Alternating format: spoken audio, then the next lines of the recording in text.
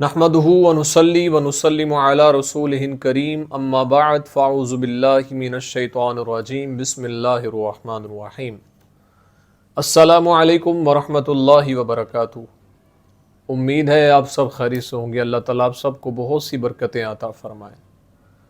آج کی ویڈیو اس حوالے سے ہے کہ خواب کے اندر گدھ دیکھنا، گدھ کو پکڑنا، اس کی کیا تعبیرات ہیں، بزرگ اس کے بارے میں کیا فرماتے ہیں۔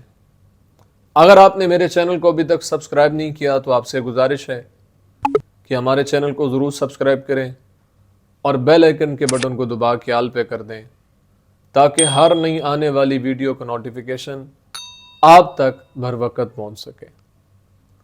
بزرگ فرماتے ہیں کہ اگر انسان یہ دیکھتا ہے کہ اس کے پاس گدھ ہے تو اس بات کی طرف اشارہ ہے کہ کسی بزرگ آدمی سے اللہ اس کو بزرگی عطا فرمائے گا اور اس کو فائدہ عطا فرمائے گا۔ اور اگر انسان یہ دیکھتا ہے کہ اس کو گدھ نے پکڑا ہے اور ہوا میں آسمان کے نزدیک لے گیا ہے تو یہ اس بات کی طرف اشارہ ہے کہ دور کا سفر کرے گا خواب دیکھنے والا، لیکن اللہ تعالیٰ اس سفر میں اس کو مال اور نعمت عطا فرمائے گا، لیکن اس کے دین میں فساد ہوگا۔ اور اگر دیکھے کہ گدھ نے اس کو ہوا سے گرا دیا ہے تو اس بات کی طرف اشارہ ہے کہ خواب دیکھنے والا بزرگ اور شرف سے گر جائے گا اور اس کا کام خراب ہوگا۔